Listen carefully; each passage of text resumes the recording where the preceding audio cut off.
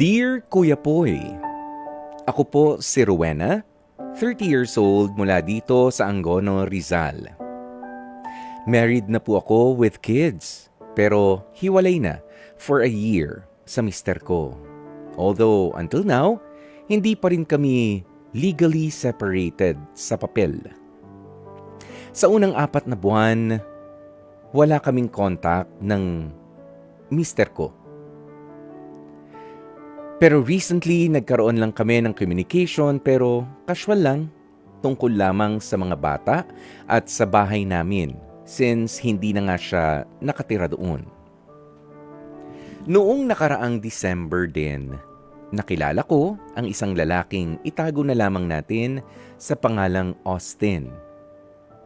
Nakilala ko po siya sa isang online application. Doon nga kami nag-umpisa na makapag-usap. Mas bata siya ng bahagya sa akin. 27 years old itong si Austin. Kuya Poy, nang magkita kami ng lalaking ito, mabait naman siya, pero wala pong trabaho. Kaya ako na muna ang nagbayad ng mga meals namin kapag nagkikita kami. Sa sumunod naming pagkikita, nag-staycation kami ni Austin sa isang hotel. At ako pa rin ang nagbayad since wala pa rin siyang trabaho noon. Naiintindihan ko naman ang sitwasyon ni Austin. Kaya nga, ganito na rin every month hanggang sa ngayon ang setup namin. Ako ang sumasagot sa lahat ng mga gastusin sa bawat pagkikita namin. At syempre, sa tuwing may nangyayari sa amin, Kuya Poy, ay kargo ko na rin yun. Sinubukan ko siyang i-block.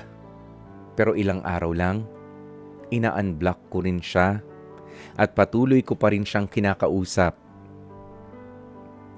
Kuya Poy, kaya ako ginagawa ito ay para subuking talikuran na sana si Austin. Sinusubukan kong makipag-date sa iba. Pero iba pa rin talaga kasi ang dating ni Austin sa akin. Kahit na nakablock siya, ay siya pa rin ang tumatakbo sa isipan ko araw-araw. Pero matyaga naman din siyang naghihintay na i-unblock ko siya. In short, wala talagang palya si Austin sa isipan ko. Siguro nadadala ako sa kakaibang atensyon na ibinibigay niya. Pero ito, Kuya Poy, ayaw niya akong jowain.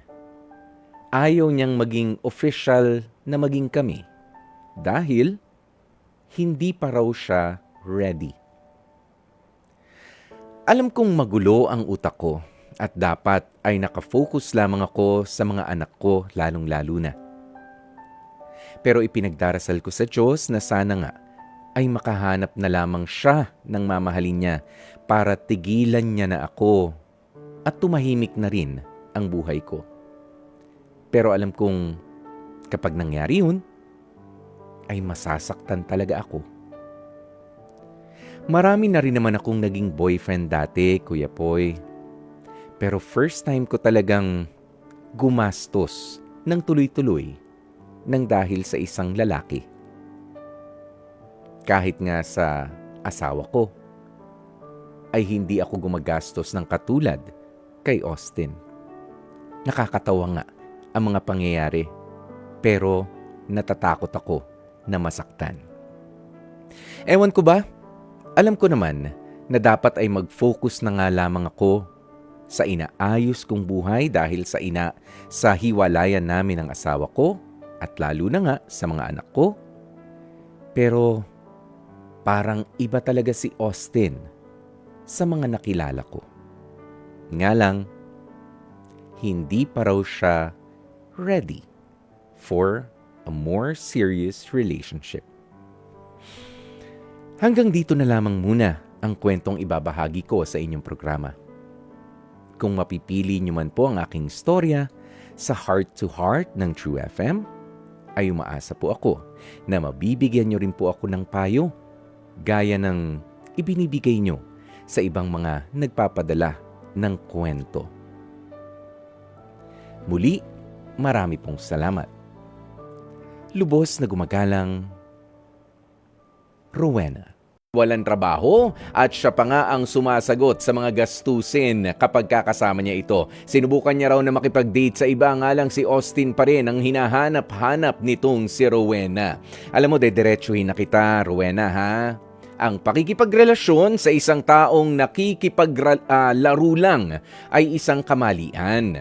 Pero ang ipilit ang sarili sa isang koneksyon na hindi naman talaga pang seryosohan ay magdadala sa iyo sa kapahamakan. Bakit? Ganito. Meron ka pa kasing marital problem na kailangang isettle kasama ang asawa mo. Husband mo pa rin yan kahit pa nga hiwalay na kayo ng tinitirhan, hindi kayo legally separated, hindi pa kayo annulled, kasal ka pa rin sa asawa mo. Kahit magkaaway kayo, ayaw nyo nang makita ang pagmumukha ng isa't isa, sa mata ng batas ay kasal pa rin kayo. Okay? Yes, magkahiwalay kayo ni Mister pero hindi pa talaga final yan. Hindi pa pinal, hindi kayo legally and legally separated and annulled. May legal implications. Kaya ako inuulit-ulit yan. May legal implications kapag ka ipinilit mo yung ginagawa mo.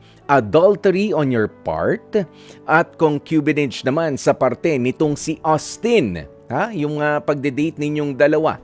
Papaano kapag ka nangyari yan? May kulong ho kapag ka sa adultery, meron ding kulong sa concubinage. Papaano yung mga bata na sinasabi mo dapat yung mga anak na lang namin ang inaasikaso ko? Ayan, ang problema, mas iniisip mo si Austin kapag ka ikaw ay nag-iisa. At eto, ang sabi mo, hindi ready si Austin for a relationship. Ito naman ang sasabihin ko rin sa iyo, Rowena, lalong ikaw ay hindi pa ready for a relationship. Legally, hindi ka pa talaga ready for a relationship. Napakaraming sabit pagkadating sa'yo. Baka kaya hindi ka sineseryoso pa nitong si Austin. Baka alam niya ang pwedeng maging implikasyon kapag ka ipinagpatuloy nga niya ang pakikipagrelasyon sa'yo. Pero ganito, Rowena, subukan mong mabuhay muna ng ikaw and you have to acknowledge the fact na merong kayong dapat ayusin nitong asawa mo. Aayusin ba ang inyong relationship? I don't know. Pero kung aayusin din ang inyong hiwalayan para maisaligal yan, yun ang mas dapat.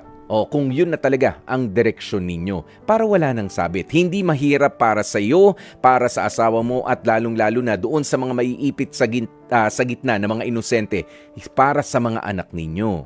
Alam mo, ang hirap kasi, Rowena, baka sa panahon ngayon, I'm not judging you, pero ikaw ay para bang hindi ikaw yung tipo ng kaya mabuhay na mag-isa. Ngayon, alam mo, parang humuhugot ka ng lakas ng loob doon sa makakasama mo sa pakikipagrelasyon. Bakit hindi mo na lang ayusin yung relationship ninyo ng asawa mo kung ganoon? Kung reconcilable pa pala yan. Kung maaayos pa pala. You just have to lower your pride. 'Di ba? Yung mga ganyan. Pero sinasabi ko sa iyo, napakaraming sabit at napakadelikado na makipag-date ka na ngayon at baka ikaw maging talunan sa bandang huli. Baka you are on the process of creating bigger problems for yourself, Rowena. Na naghahanap ka na ng ipapalit sa asawa mo ngayong hindi pa talaga legal ang inyong hiwalayan. Kaya iayos mo yung focus mo, ha. Mag-focus ka muna. Kung talagang hiwalay na, ayusin ang hiwalayan bago makipagkilala sa iba. Bilang respeto rin yan, hindi lamang doon sa taong tatay ng mga anak mo, kundi bilang respeto rin naman sa sarili mo.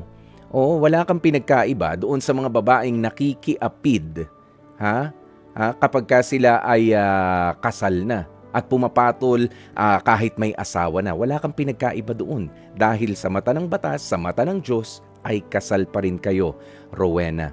Mahalin mo muna yung sarili mo at huwag mong ibabase ang kaligayahan mo sa ibang tao. Meron ako nabasa, when writing the story of your life, don't let anyone else hold the pen. Huwag mong ibase kay Austin ang kaligayahan ng kinabukasan mo. Ayusin mo muna yung buhay mo, Rowena, para maging maayos ang mga susunod na mga pangyayari dyan.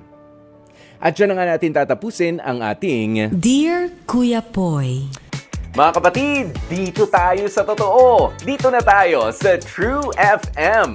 Mag-subscribe at mag-follow na sa social media accounts at True Network PH sa FB, Instagram, X na dating Twitter, YouTube, TikTok, and podcasts.